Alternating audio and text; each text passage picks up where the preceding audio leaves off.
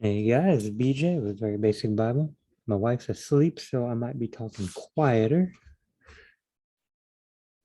Okay.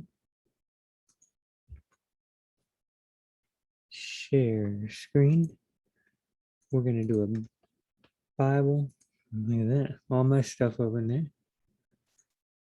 We're going to do a Bible study along.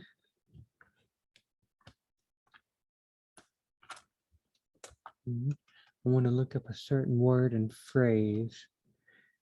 During the Ruth Bible study, where I just stuck to the text of Ruth, I was looking up Moabite and Ammonite, and then I found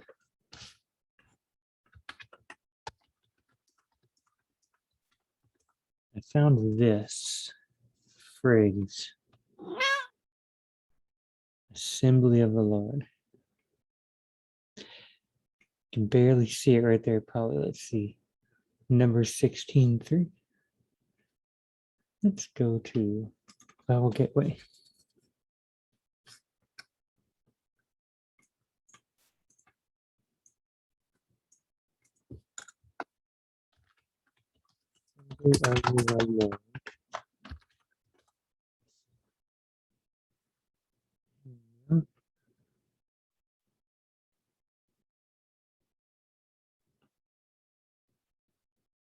Okay, I want it. Quotation marks, you see? That'll make just that phrase come up. Just the phrase, assembly of the Lord. Okay. They assembled together against Moses and Aaron and said to them, "You have gone far enough, for all the congregation are holy, every one of them, and the Lord is in their midst. So why do you exalt yourselves above the assembly of the Lord?" In Deuteronomy, you got no one who is emasculated or has his male organ cut off may enter the assembly of the Lord. So it's something you enter. They exalt themselves above the assembly of the Lord. No one of illegitimate birth may enter the assembly of the Lord. None of his descendants, even to the 10th generation, may enter the assembly of the Lord. Sounds harsh. Because because their private part has been messed up. They can't enter the assembly of the Lord. If they are of illegitimate birth, say their dad sleeps with a prostitute, they can't enter. None of that dude's descendants, even to the 10th generation, which even to the 10th generation probably means for a very long period of time. They can't enter the assembly of the Lord. No Ammonite or Moabite may enter the assembly of the Lord. None of their descendants, even to the 10th generation, may ever enter the assembly of the Lord. But the sons of the third generation who are born to them, Edom, Esau. Esau was Jacob's brother. So you got the Edomites. Okay? The sons of the third generation, they can enter the assembly of the Lord. And you got First Chronicles. So now I'm set up. Now I didn't see these earlier. I didn't see Chronicles. I didn't see Micah. Is this the same phrase as these in Deuteronomy and the one in Numbers? Because Chronicles was many years later. First Chronicles 28, many years later. It might be a different phrase. The words just might happen to be put together in the same way. It might not be the same phrase. Okay, so now in the sight of all Israel, the assembly of the Lord, and in the presence of our God. Sounds like he's naming three groups. It seems like that way. All Israel, the assembly of the Lord, the presence of God, our God.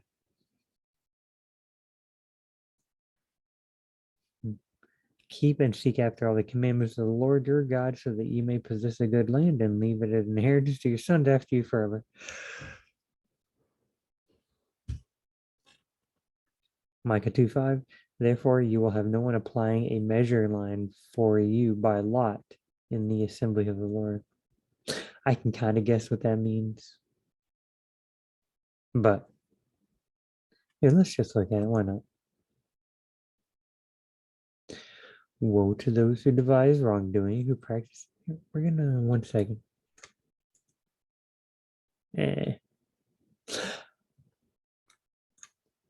Woe to those who devise wrongdoing, who practice evil on their beds. When morning comes, they do it because it is in their power of their hands. They covet fields, so they seize them, and houses, so they take them. They exploit a man and his house, a person and his inheritance. Therefore, this is what the Lord says. Behold, I am planning against this family a catastrophe from which you cannot remove your necks. What family? Probably Israel. I believe Micah was speaking to Israel. And you will not walk in the haughtily, for it will be an evil time. On that day, they will take up against you a song of mocking and utter a song of mourning and say, we are completely destroyed. He exchanges a share of my people. How he removes it from me. To the apostate, he apportions our fields. Therefore, you will have no one applying a measuring line for you by lot in the assembly of the Lord. Do not prophesy, so they prophesy. But if they do not prophesy about these things, insults will not be turned back. Is it not? Is it being said in the house of Jacob, is the Spirit of the Lord impatient? Or are these his works? Do my works not do good for the one walking rightly? Okay, it's pretty long, you see. Well, I'll just go to 13. But as you can see back here, they practice evil on their beds. Look at who devise wrongdoing, practice evil on their beds. So, in other words, at night, they're thinking. Most likely, what it means is that at night, they're thinking of wrongdoing. They're planning evil schemes because when morning comes, they do it. What do they do? Because it is in the power of their hands. They covet fields, so they seize them, and houses, so they take them. So they devise wrongdoing. The practice evil in their beds is probably them devising wrongdoing. They're in bed at night and they're thinking about wrongdoing. They're planning evil. They practice evil in their bed. We think practice is physical, something physical, but I don't think that's what this is because it doesn't fit the context. It fits the context of, okay, this line are parallel. Woe to those who devise wrongdoings, who practice evil in their beds. When morning comes, so they were in their bed. Now, when morning comes, they do it. The evil they were practicing, they do it because it's in the power of their hands. They covet fields, so they see them. Okay, so they're doing bad stuff. They're doing bad stuff. All right. Behold him. So therefore, this is what the Lord says. Because y'all are doing bad stuff, here is what the Lord says. Behold, I am planning against this family a catastrophe from which you cannot remove your necks. You will not walk haughty, for it will be an evil time. On that day, they will take up against you a song of mocking. On that day, they is very general a lot of times. Like on, sometimes it says on that day, on quote unquote, that on that day is often general. It's talking about the day that it happens. They is about the people that do it. On the day that it happens, the people there will take up against you a song of mocking. It's very general. It doesn't mean specific people or a specific day. So it's kind of like saying there will be a song of mocking on the day which they take up a song of mocking. That's just how they talked back then, and utter a song of mourning and say, okay, we are completely destroyed. He exchanges the shares of my people. How he removes it from me to the apostate, who portioned our fields. Mm.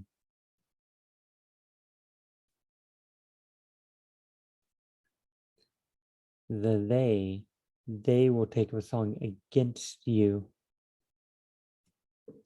They will take up against you a song of mocking.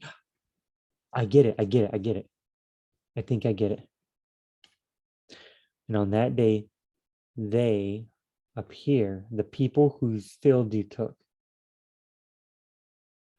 On that day, the people whose fields you seized, whose houses you took, on that day they will take up a song against you, a song of mocking. They will take up against you a song of mocking and utter a song of mourning. What is a song of mocking and mourning? We are completely destroyed. We, the people whose field they seized, he exchanges the share of my people. How? But then it starts talking about God. God exchanges the share of my people. How God removes it from me. To the apostate, God apportions our fields. Kind of difficult. I don't think that the people who are getting houses and fields taken from them, I mean, they do think God did everything, period. They weren't like, well, sometimes things just happen and sometimes God does it and sometimes we do it. They weren't that way. They kind of thought of it all as one. We did it and God did it. It happens because God did it, period. The end. They had very simple theology, you know. There are times whenever people are like tempted to sin and it says like God moved them to sin. Why? Because they want to say God did everything. It's you know, we can look at that and go, well, God didn't really move. Well, move doesn't really mean this. I agree it doesn't, and God doesn't necessarily, and God doesn't tempt us to sin. But they don't want to say, and I don't want to say, God's not behind everything. I say I don't want to say. I'm trying just to look at the Bible though. You know, leave what I want out of it. Okay, but down here.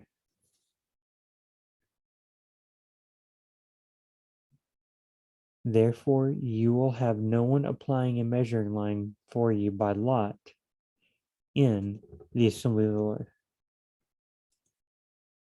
Casting. They probably threw lots for land. So they use a measuring line to measure out a land. So in the assembly of the Lord, these people who are they covet fields and they seize them. They want houses, so they take them. Not going to go well for these people. They will have no one applying a measuring line for you by lot. You know, for them by lot in the assembly of the Lord. So in the assembly of the Lord, they're not going to have anybody measuring out land for them. They try to take other people's land. They try to seize other people's lands. Therefore, we're not going to give you other people. We're not going to give you any land. We're not going to measure out a field and say, here, this is for you. We're not going to use our measuring line for you by lot, casting lots. I believe that's it. I believe that's the gist of this. You can tell I'm not very sure. You know, I could easily go listen to the narrowpath.com with Steve Gregg. He goes through all the books of the Bible. Generationword.com, I think, probably has this one. He has all the books of the Bible. Bob Utley has all the books of the Bible. Trying to think of other ones that I link. Utley, Utley. There are probably other people that have all the books of the Bible, have done all from Genesis to Revelation, and they would have Micah. They would go through this verse by verse, and they would be able to say what it is. You know what? Here we go.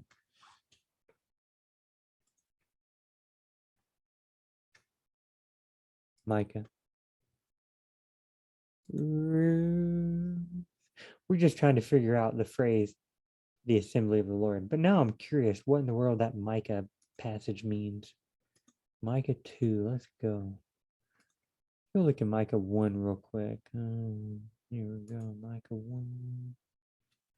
The word of the Lord came to Micah of Morsheth in the days of Jotham, Ahaz, and Hezekiah, kings of Judah, in which he saw regarding Samaria and Jerusalem. So which you saw regarding Israel and Jerusalem. Samaria is Israel, which was in the north. Jerusalem is Judah, which is in the south.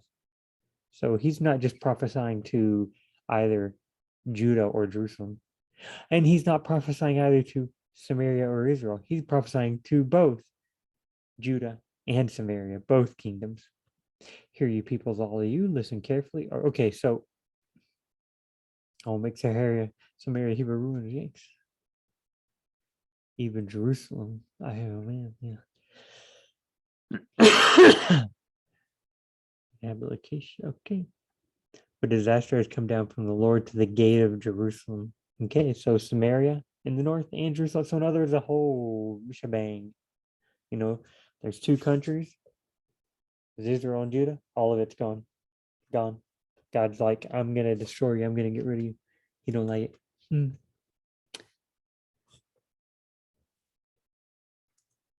Okay. Let's see real quick. Shave yourself bald, yes, cut off your hair because of the children of your delight. Extend your baldness like the eagle, for they will go into exile. A bald cut, shave off your hair because you're going to mourn. Why? Because your children are going to go into exile. So mourn. Shave yourself bald, yes, cut your hair because the children of your delight go into mourning because of the children who you love. Hey, why? Why would I go into mourning because of my children? Extend your baldness like the eagle, go into mourning, for your children will go from you into exile.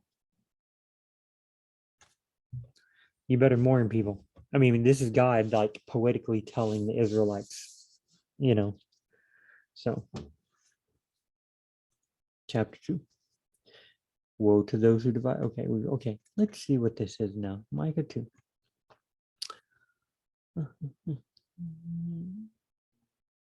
I like my funny face. Come on. Oh, my mustache. I heard it. Okay, there's the NASB we're looking at. ESV. And that day, they has an R by it. Habakkuk 2:6. See Numbers 23:7.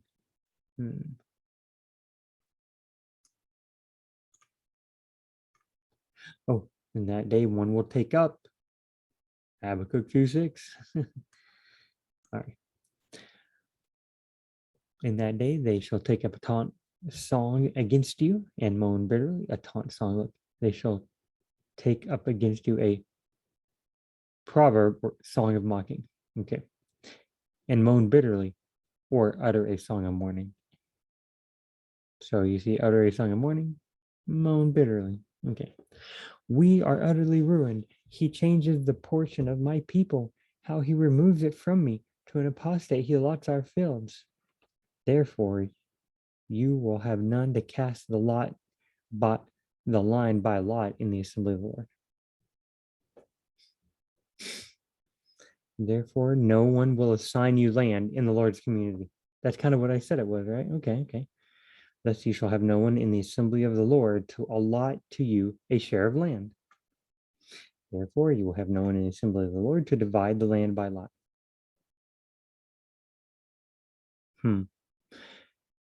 So no one's gonna, this is a little different, isn't it? You can tell.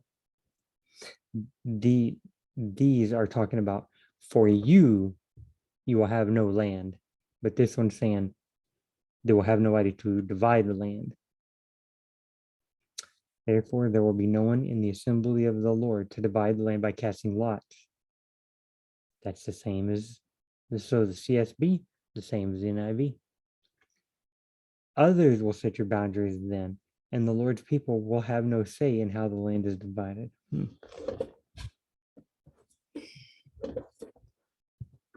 So these seem more general, talking about like just to the people, whether Israel or Jerusalem, whether Israel or Judah, I mean, whether Samaria or Jerusalem, Israel or Judah, Samaria being the capital of Israel at this time, Jerusalem being the capital of Judah. Okay. If you're really confused because you're like, wait, I thought Israel was the name of Jacob and the whole land was named after. Yes, but they divided it in half. But Judah is one of the sons and he's one of the tribes. Yes, there were, they would say 10 northern kingdoms and 2 southern. Because like, I think it's Simeon is like pretty much just south of Judah. Like, and you can't, if you got Jerusalem, you got Judah and some of Benjamin. It seems like it's like, hey, is Benjamin in the south or in the north? It's weird. We think of it as like all cut and dry. It's not. I notice I'm looking that way. You know why? Because my camera is up there and I'm looking at the square on my screen. Camera, face, camera, scary face. Okay. So, woe to those, let's try NIV. Woe to those who plan iniquity, to those who plot evil on their bed, who plot evil. Over here, who practice evil on their bed. Okay. I would, plot evil on their bed. Work out evil on your beds. Okay. Ah, you plotters of iniquity who work out evil on your beds. Okay. At morning's light, they carry it out because it is in their power to do. And they bury in morning light, you carry it out. Woe to those. Okay, so this one says, you plotters of iniquity who work out evil on the bed. In the morning, you carry it out. Over here, woe to those who plan iniquity, to those who plot evil at morning's light, they carry it out. Up here, woe to those who dream of wickedness and prepare evil plans on their bed. At morning light, they accomplish it. Okay. What sorrow awaits you who lie awake at night, thinking up evil plans? You rise at dawn and hurry to carry them out, simply because you have the power to do so. Okay. Yeah. See why I like the parallel Bible so much? It's so helpful to understand. It makes you look at different things to learn. They covet fields and seize them, and houses and take them. They defraud people of their homes. They rob them of their inheritance. No good. Why are these people that way? Therefore, the Lord says, I am planning disaster against this people, from which you cannot save yourselves. You will no longer walk proudly, for it will be a time of calamity. In that day, people will ridicule you.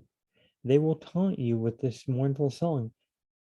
We are utterly ruined. My people's possessions are divided up. He takes it from me. His signs are filled to traitors.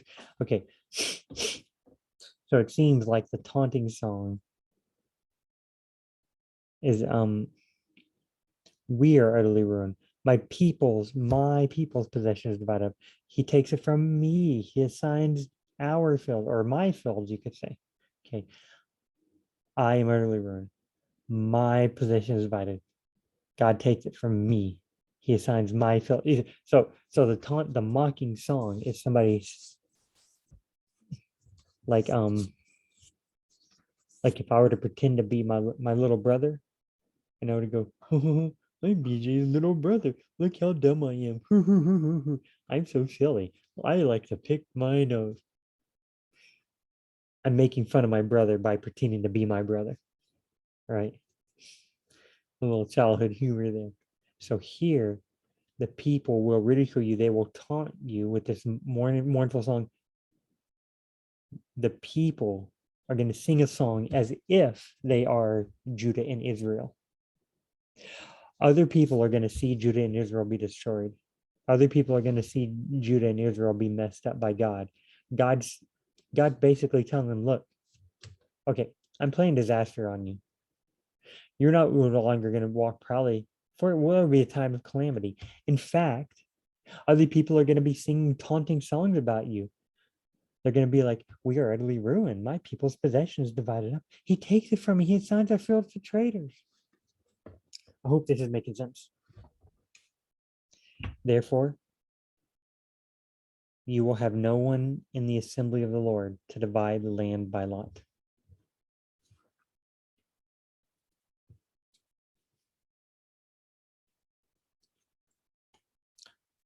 It will be a time of calamity. He's planning a disaster They're going to be ridiculed because God took fields and gave them to traders. Time of calamity. Therefore, you will have no one in the assembly of the Lord to divide the land by lot. Why? No one will be in the assembly of the Lord because they're going to be like, there's going to be calamity. They're not going to be walking proudly. They're not going to have anyone in the assembly of the Lord to divide the land because the land where the people's possessions is divided up. He takes it from them. He assigned the fields to traders. They're not even going to have the land. They're not going to have the people and they're not going to have the land. Excuse me. I mean, it's like, BJ, why are you going through this? This is Bible study. Bible study isn't necessarily for the purpose of drawing out little godly truths that help us throughout our life.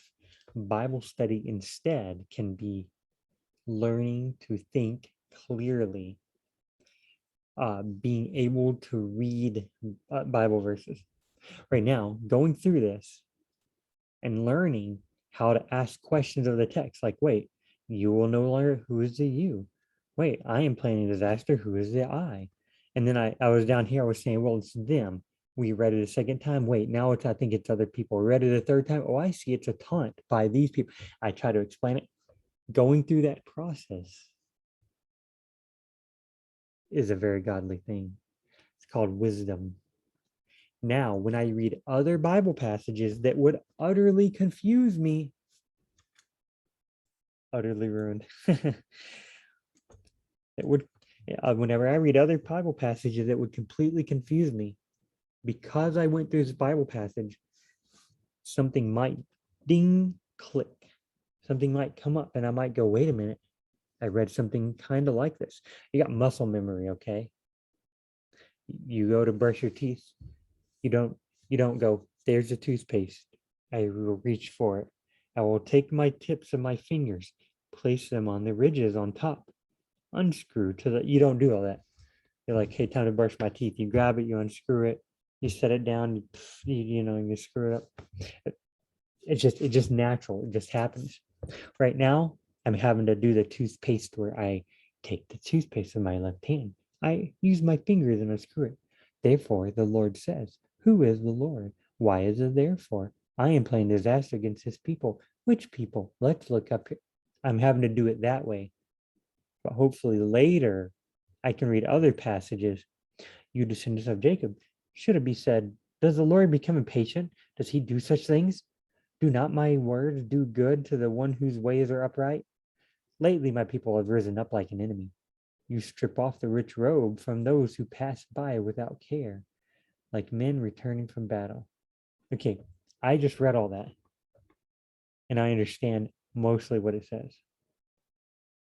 But much like I can take the toothpaste, I can unscrew it, put it on the thing that easy. Okay, much like I could get better at that. Say I put too much toothpaste, I could try to put a little less. Say I try to unscrew it, but I kind of fidget with it because I'm trying to go too fast. I could practice unscrewing it and get to where in one little unscrewing. I mean, toothpaste is a silly example, I agree, but you can get better at it. Playing sports. Oftentimes you will do fundamentals where you throw the football. You throw the football. The coach will say, put your fingers here and here and here. Now throw the football and push with the tips of those two fingers. And you're like, why are you doing that? Fundamentals. Push with, you start to do that. Then it's game time and suddenly you need to do that and it happens. It's muscle memory. I was a musician and the best musician, I was a musician. Oh, I was in college. Played the euphonium. That's like a baby tuba. The better music, the one way you could really judge a musician was how well they could sight read. What sight read? You see a song for the first time and you can play all the notes just right. You can play the right volume. You can play the right fingerings, all that stuff. You don't have to like figure it out like, wait, that's one note. Okay, wait, that's the next. Oh, I was supposed to be louder than the one before. No, you don't have to go that slowly. We're going that slowly here. But down here, I read it pretty quick. I mostly did a pretty good job in my mind as to what it was saying. To explain it would end up me going back and taking forever. But I mean, hopefully some of these, you know, have you ever opened your car hood? Because you're looking at your car hood, you're like, wait, where's the little latch? You open it, you go, wait, I think that's here. I think that piece of that, I think that, wait, what's this cap do? Wait, is that the, let me look under there. That's how I do it because I don't know. I take it to a mechanic and he goes, pop, he pops up the car, he looks, he starts doing this, that, he goes in there, he's able to just that fast, boom, boom, boom, boom. I hope to get like, I hope to do so much Bible reading that I turn into a mechanic of the Bible, you know. So we're doing here. Okay. No one will have, therefore you will have no one in the assembly of the Lord to divide the land up by lot. You will have no one in the assembly. I'm still not sure what the assembly of the Lord is by this. No one will assign you land in the Lord's community. The New English translation seems to think it's the Lord's community. Let's look back over here. Whatever the Lord's community means to the New English translation translators. How many times did I do this? Okay, there we go. Okay, I kept going back. Okay, First Chronicles 28.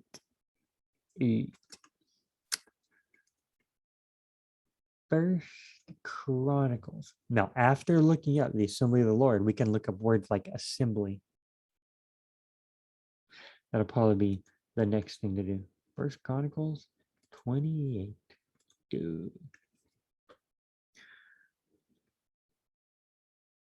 28. Okay, let's start here. We'll read in the NASB.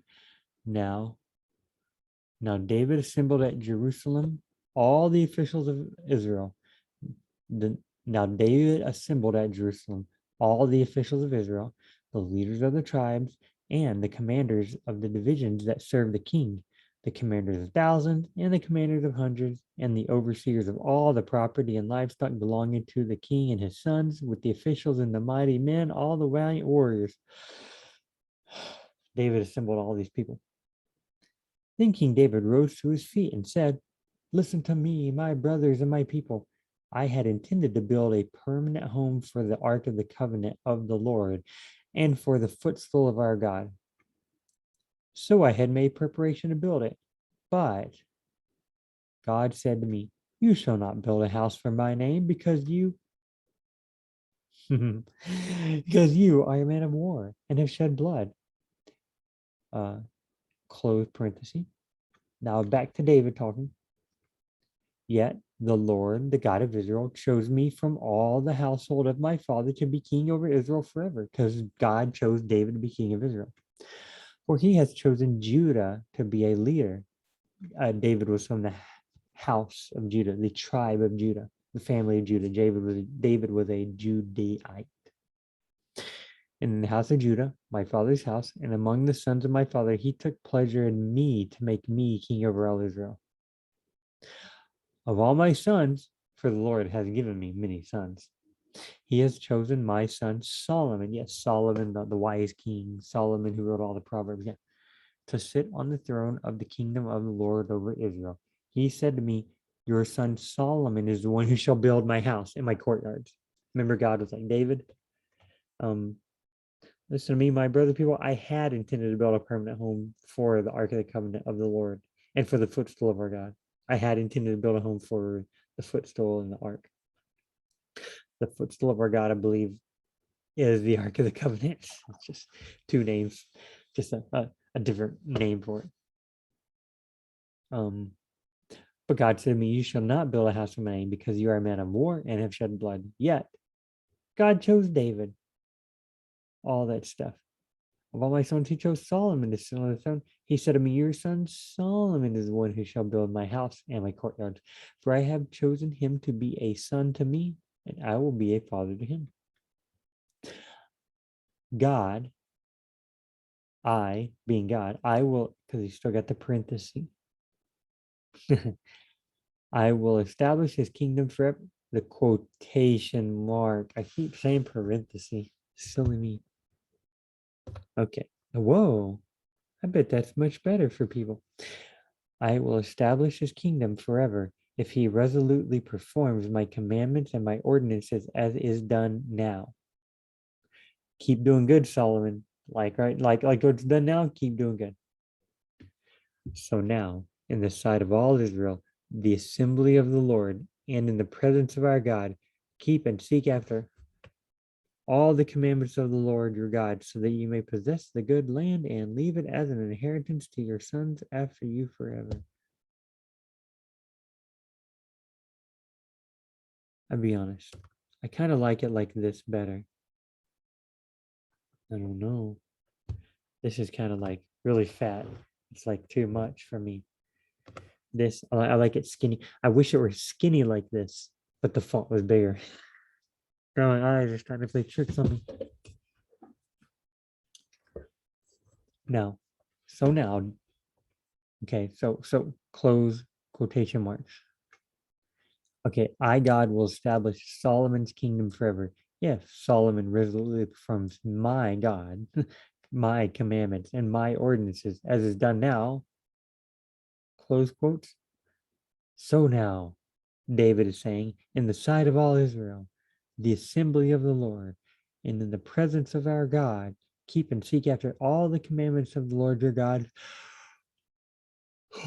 so that you may possess the good land and leave it as an inheritance to your sons after you.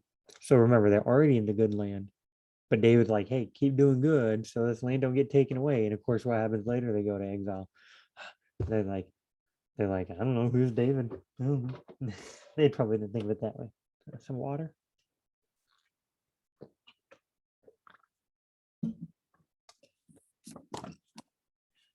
Knowledge of the Holy by A.W. Tozer. Great book. We're reading it for book club in the Remnant Radio. Heck yeah, buddy. That was next to my water, so I decided to show you. Okay, here we go. So he's dedicating Solomon. Keep it. Okay. If he resolutely performs my commandments and my ordinances. So Solomon, I have chosen him to be a son of me, and I will be a father to him.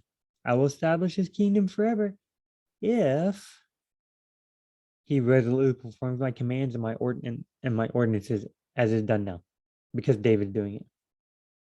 So Solomon, if you keep doing my commands and my orders, I'll establish your kingdom forever. So now, David says, in the sight of all Israel, the assembly of the Lord, and in the presence of our God, keep and seek after all the commandments of the Lord your God, so you may possess a good land and leave it as an inheritance to your sons forever after you. As for you, my son Solomon, oh wait, right here. If he says, as for you, my son Solomon, that means he wasn't talking to Solomon. Maybe he still was. This really seems more like he's talking to the people in general. Because they're going to go in and possess the good land. Solomon's not going to go possess it. I mean, all by himself? No, Solomon and the people. So he's addressing all the people. And here he's saying, hey, now I'm talking just to you, Solomon. Maybe.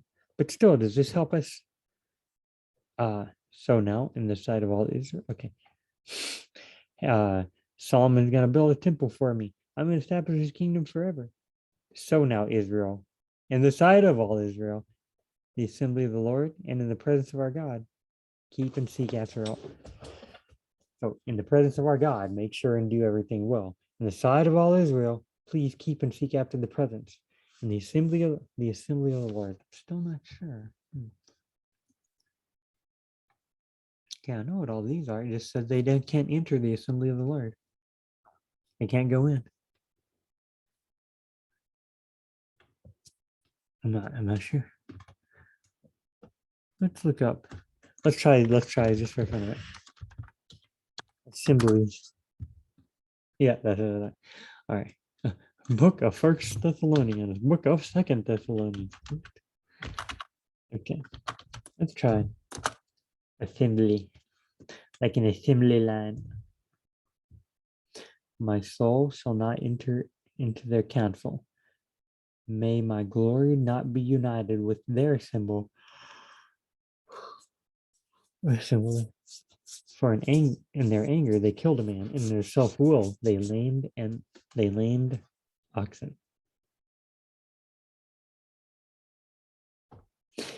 You shall keep it until the 14th day of the same month. Then the whole assembly of the congregation of Israel is to slaughter it at twilight. Okay, you shall keep the Passover lamb until the 14th day of the same month. Then the whole assembly of the congregation of Israel is to slaughter the Passover lamb at twilight. The whole congregation, but each family had a Passover lamb. Why would the whole assembly slaughter the Passover lamb?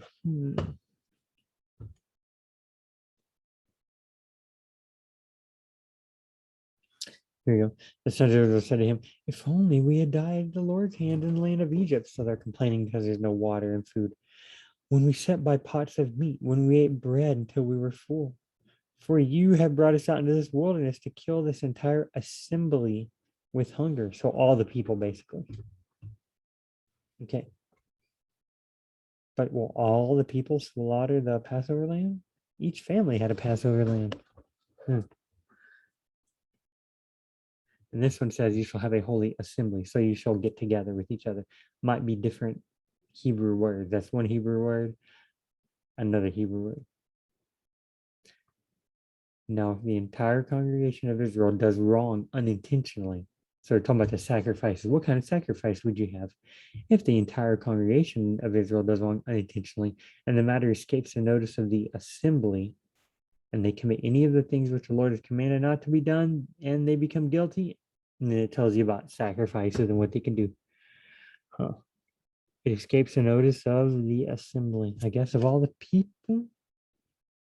Oh, 413, 414. When the sin which they committed becomes known, can't be guilty for sins you don't know, I guess. I mean, so. But hey, as soon as it becomes known, then the assembly shall offer a bull of the herd as a sin offering and bring it in front of the tent of meeting. This said when the entire congregation does something bad, if it escapes the notice of the assembly shall burn a bull. Because they all committed the same sin together unknowingly. But whenever they find out about it, yes, I have more than one cup of water. Not that I drink that. Oh, I drink a lot of water, but I just have multiple cups. This one has fishing lures on it. I found it at my church. I don't know whose it is.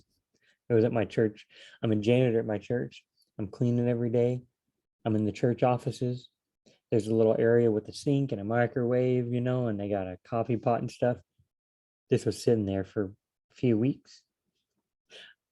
I moved it over. It was still sitting there. I cleaned it and put it in the dish rack. It was still sitting there. I put a note on it and I set it down.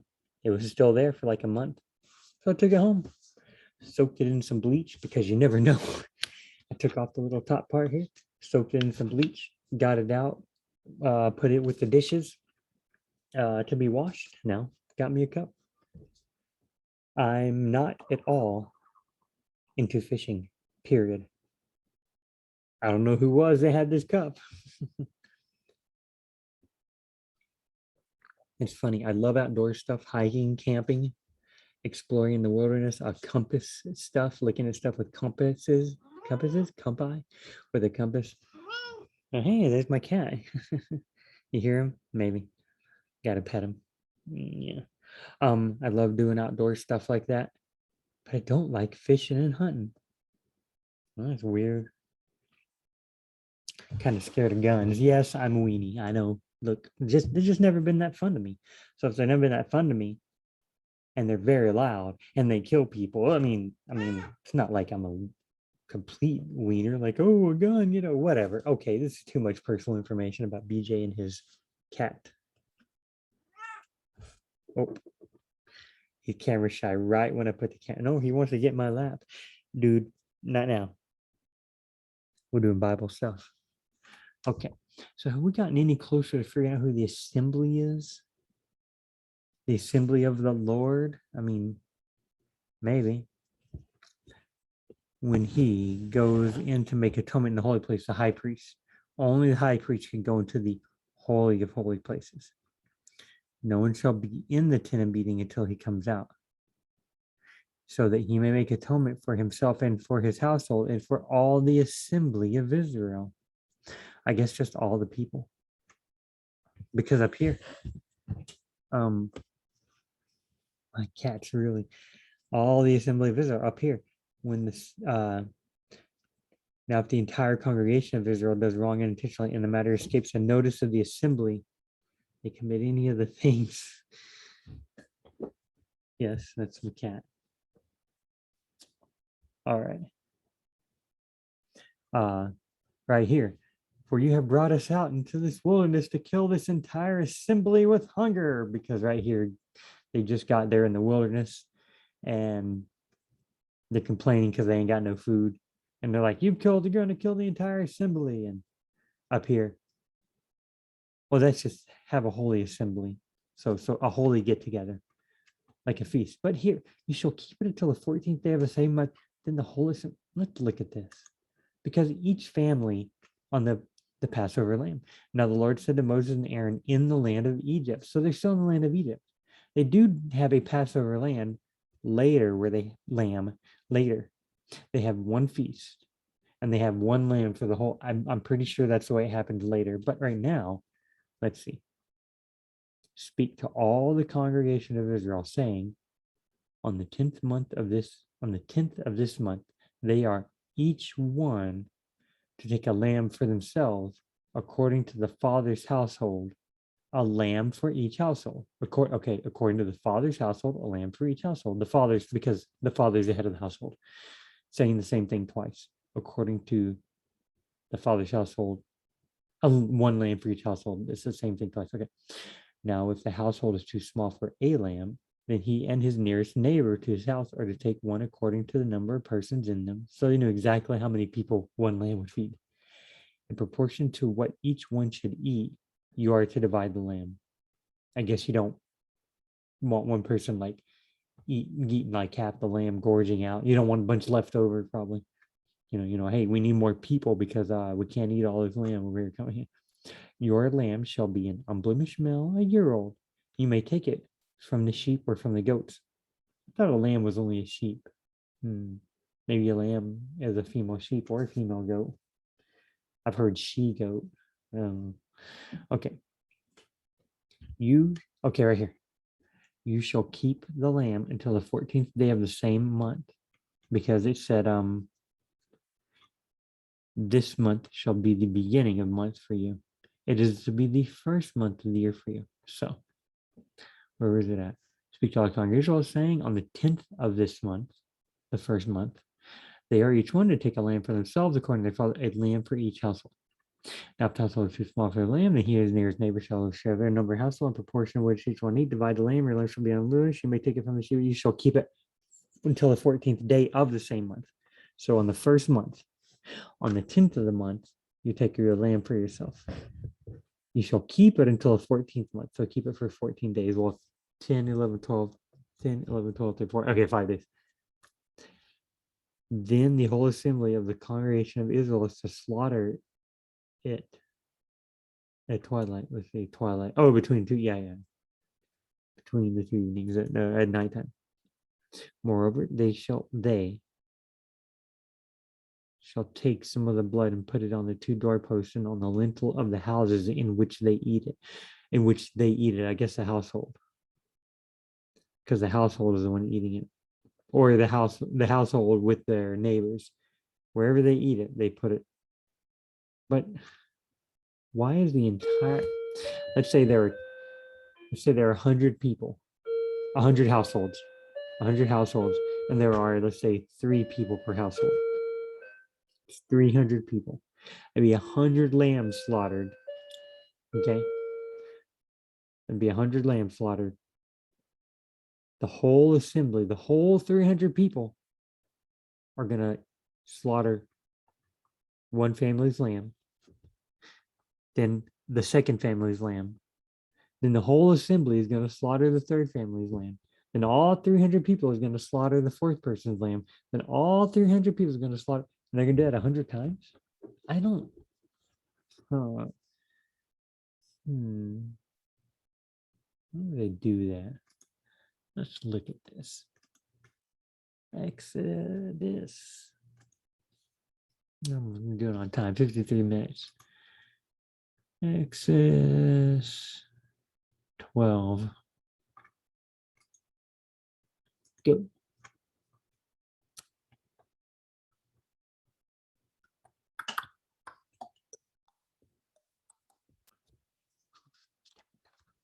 Second.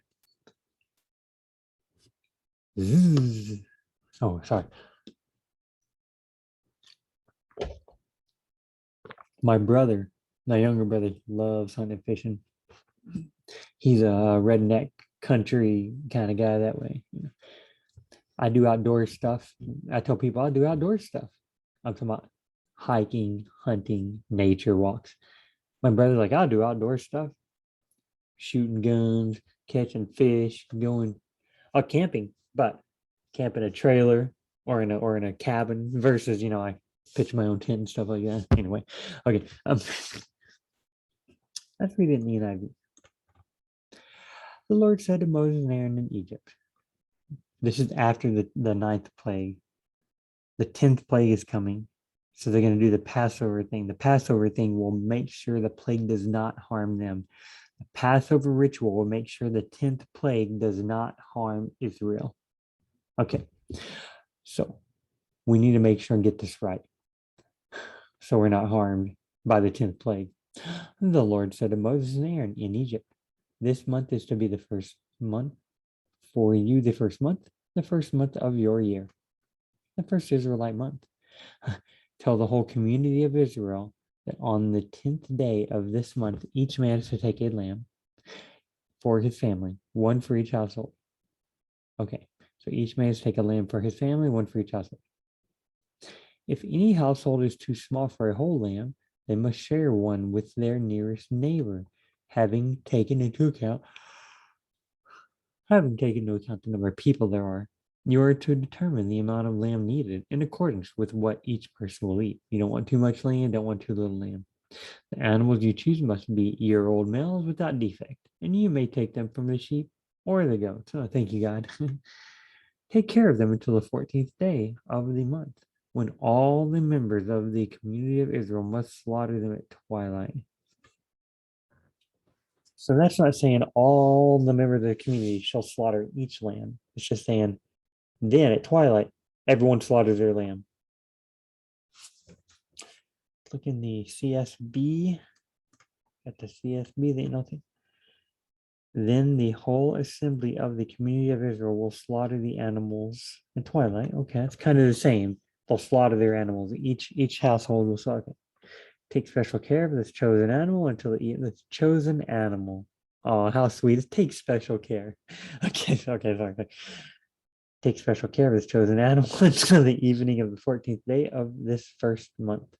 Then the whole assembly of the community of Israel must slaughter their lamb or their young goat at twilight. It makes it like the whole assembly must slaughter their lamb. So the whole assembly has one lamb, but we know every household has a lamb. So in other words, every household will slaughter the lamb at the same time. That's what I'm thinking it means about this, the whole assembly business. But over here, then the whole assembly, you shall keep it until the 14th day of the month. Then the whole assembly of the congregation of Israel is to slaughter it at twilight. It makes it sound like each household is to keep their goat. Then the whole assembly is going to slaughter their goat. That's the grammar of the NESB, very word for word, very literal, very, very rigid. This word, this word, this word. So the NIV, the CSB, and the NLT, they changed it up a little bit to help us get the meaning of it. The meaning of it. That's why I have multiple translations. so we can see the meaning. So we can compare and contrast. Let's read the okay. And you shall keep it, the lamb, until the 14th day of this month, when the whole assembly of the congregation of Israel shall kill their lambs at twilight. Between the two evenings. That's what that says. Um, evening and morning, first day. God created a bunch of stuff. Evening and morning, second day. God created a whole bunch of stuff. Evening and morning, third day. So they went from evening to evening.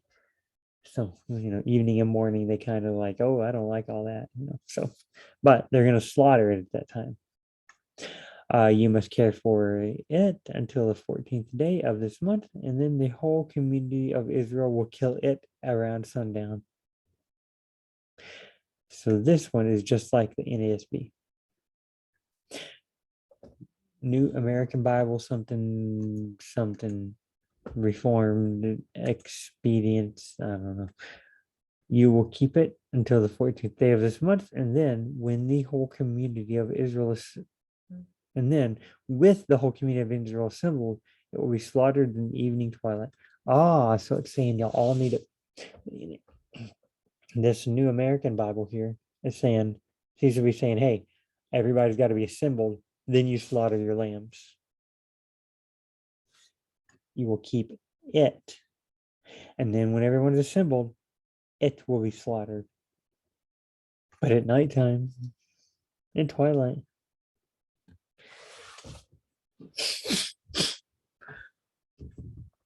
They, the whole assembly or the families, will take some of its blood and apply it to the two doorposts, I guess, and the lintels of the house in which they eat it. Okay, so the they is a family. They, the family, will take some of the blood and apply it to the two doorposts of the lintel in the house in which they eat it. Wherever they eat it at, put blood on the doorpost.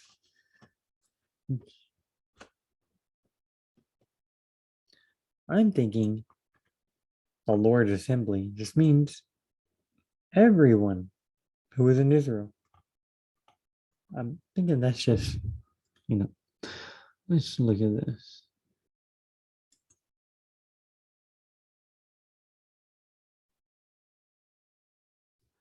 Sorry. I started thinking of something. Okay. When convening the assembly, however, you shall blow the trumpets without sounding an alarm. Full chapter 10:7. The Lord spoke further to Moses, saying, make yourself two trumpets of silver. You shall make them of hammered work, and you shall use them for summoning the congregation and breaking camp. So to summon the congregation, you're going to break camp. You're going to with two trumpets of silver.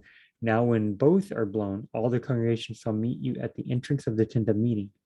But if only one is blown, then the leaders, the head of the divisions, they're the ones that shall meet you. Excuse me. And when you blow an alarm, the camps that are pitched on the east side shall set out. Then when you sound an alarm a second time, the camps that are pitched on the south side that set out. An alarm is to be sounded for them to break camp. When convening the assembly, however, you shall blow trumpets without sounding an alarm. Sons of Aaron, moreover, the priests shall blow trumpets, and this shall be a permanent statute for you. Okay, so when you blow an alarm, the camps are pitched, and the east side is going to set out. Then when you sound an alarm a second time, the camps are pitched on the south side shall set out. An alarm is to be sounded from the break camp. When convening the assembly, however, you shall blow trumpets without sounding alarm. So don't sound an alarm.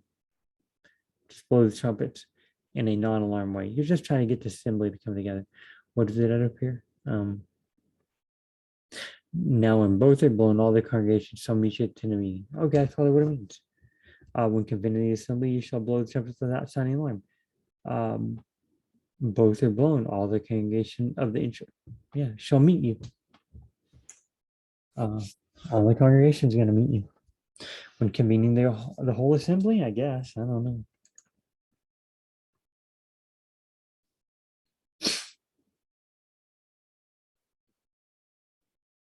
Full chapter.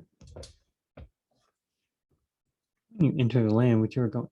Now the Lord spoke to Moses, saying, speak to the sons of Israel and say to the son of Israel. The sons of Israel. Hey, let's what verse was it? 15. We're going to read 15. Oops. Hit back. We'll chapter. We're going to read 15, all 15 verses. Law for the stranger. Now, if a stranger resides among you, or one who may be among you throughout your generations, and he wants to make an offering by fire as a soothing aroma to the Lord, just as you do, so shall he do. As for the assembly, there shall be one statute for you and for the stranger who resides among you, a permanent statute throughout your generations. As you are, so shall be the stranger before the Lord. There is to be one law and one ordinance for you and for the stranger who resides with you.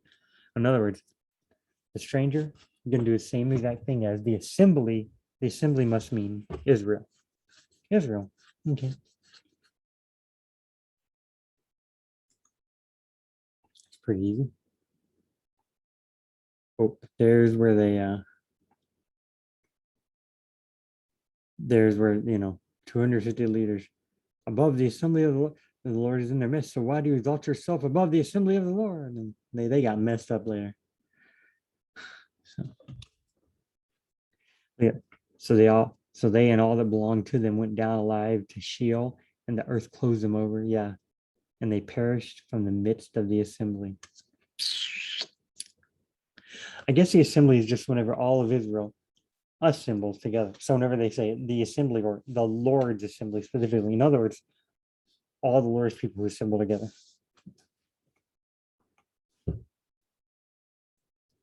That's just my guess. Where is it at? Up here. We skipped that one because I thought it was something else. Then all the congregation raised their voices and cried out, and the people wept that night. And all this, always crying out, always weeping. Maybe they got a good reason to, I don't know. And all the sons of Israel grumbled against Moses and Aaron. Now they're in the wilderness. They just came out of Egypt. The entire congregation said to Moses and Aaron, if only we had died in the land of Egypt, or even if we had died in this wilderness. So why is the Lord bringing us into this land to fall by the sword?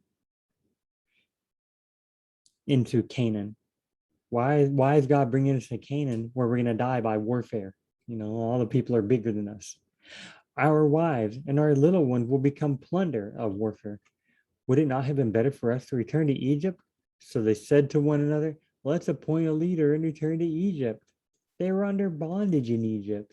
Their little ones were going to be turned into slaves, but hey, they didn't have to go to warfare. They didn't have to walk through the desert, I guess. I don't know. Then Moses and Aaron fell on their faces in the presence of all the assembly of the congregation of the sons of Israel. So all the congregation was crying out and complaining to Moses. Moses and Aaron were like, hey, and they fall in front of their faces before them. Joshua, son of Caleb, those who spotted the land, tore their clothes. So some of the people tore their clothes. In other words, so Moses and Aaron fell on their faces. Joshua, son of Nun, Caleb, son of Jephunneh, tore their clothes, which means they're really sad about what's going on. They spoke to all the congregation of Israel, saying, the land which we passed through is spotted exceedingly good land. Caleb and Joshua are, look, it's good land. Caleb and Joshua are saying, if the Lord is pleased with us, he will bring us into this land and give it to us. A land which is flowed with milk and honey. Only do not rebel against the Lord. Do not fear the people of the land, for they will be our prey, because the Lord is with us. The protection is gone from them, and the Lord is with us. Do not fear them. But all the congregation said to stone them with stones. Then the glory of the Lord appeared in the tent of meeting to all the sons of Israel.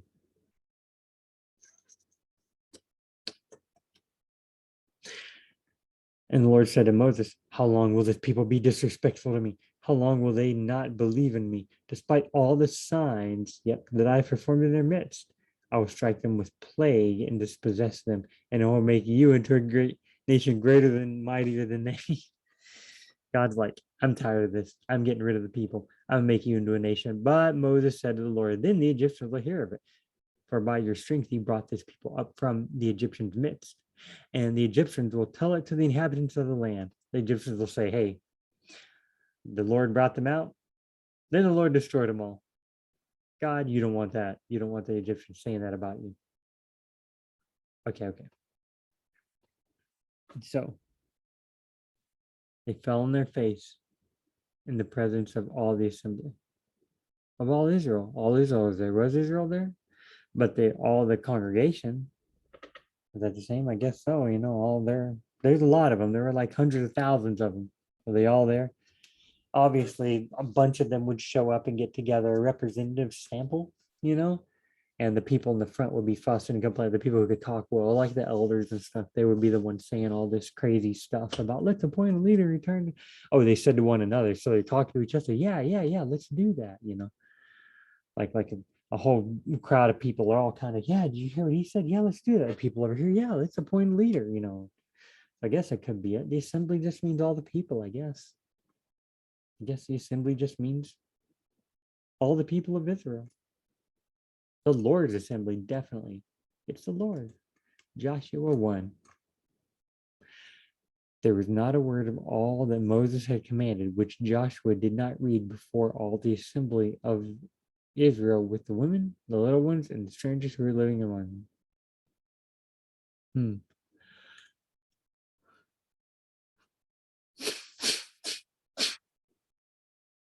Then Joshua built an altar to the Lord, the God of Israel, on Mount Ebal, just as Moses, the servant of the Lord, had commanded the sons of Israel. It is written in the book of the law of Moses, an altar of uncut stones on which no one has an iron tool, and they offered burnt offerings on it to the Lord and sacrificed peace offerings. So on Mount Ebal, Joshua built himself an altar, just as Moses had said, uncut stones. Okay, so put it on Mount Ebal, and that dude seems like he wants to keep coming.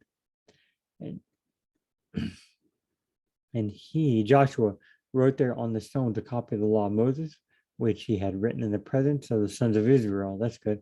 And all Israel with their elders, officials, and their judges were standing on both sides of the ark. So now all Joshua is writing all this stuff down. He built an altar. He set up a stone. He wrote the law of Moses. They're offering burnt offerings and such. All this stuff is happening, and all the Israel with their elders, officers, and their judges were standing on both sides of the ark before the Levitical priests who carried the ark of the covenant of the Lord, the stranger as well as the native. All Israel, the stranger as well as native, are there. Everyone's there. Everyone. Joshua's doing all this stuff up here. He's building an altar, writing the law of the Lord, burning offerings. All the people are standing there before the priests, stranger as well as native. Half of them stood in front of Mount Gerizim, and the other half stood in front of Mount Ebal, just as the servant of the Lord had commanded at first to bless the people of Israel. Okay, so they got two mountains. One of the congregations standing over here, one of the congregations standing over there in each mountain, because that's what Moses had told them to do in an earlier book of the Bible. This is only the Genesis, Leviticus, Number, Deuteronomy. So I mean, somewhere in one of those first 5 books, evidently Exodus and beyond, because Moses was not in the book of Genesis. Then afterward, Moses or Joshua read all the words of the law, the blessing and the curse, according to everything that is written in the book of the law. Man, he read all the words of the law, the blessing and the curse. He read everything according to it was written in the book of okay. There was not a word of all of Moses that had commanded. There was not a word of all that Moses had commanded, which Joshua did not read before all the assembly, with the women, the little ones, and the strangers who were living among them. There was not a word of all that Moses commanded, which Joshua did not read. There was not a word of all that Moses commanded, which Joshua did not read before all the assembly. So in other words, before all the assembly, Joshua read all the words of Moses. Even with the little ones, even with women, even with strangers, all these symbols. That's telling me that symbol means everyone.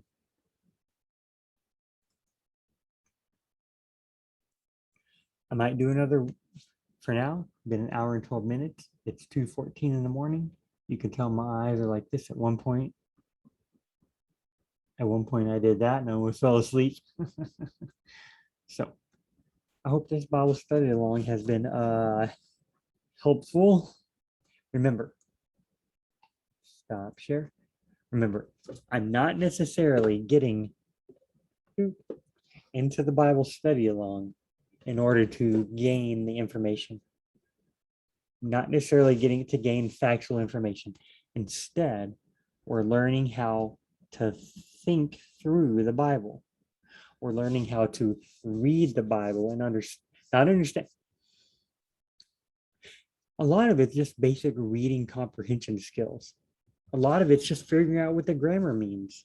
I never did that in grade school. I read too many. All I would read the same Dr. Seuss books over and over again. Some Berenstain Bear books, if you know what those are. Just the same kid books that rhymed, cool rhymes over and over again. I didn't read actual books. So now as an adult, I'm trying to understand what the Bible says. Before I can get the nuggets of wisdom and truth, I got to get past the grammar. I got to get past the sentence structure. I got to get, so Moses said this, and it did this, and it did this with this and this. And I got to go, wait, what is the it? What is the this? Wait, what did Moses say to who? I've already forgot Moses was in this sentence. Yeah. That's why I go through it like I do. Hopefully you going through it with me, you're learning to study that way. Okay. This isn't about factual information. This isn't about theology. This isn't about learning Bible trivia.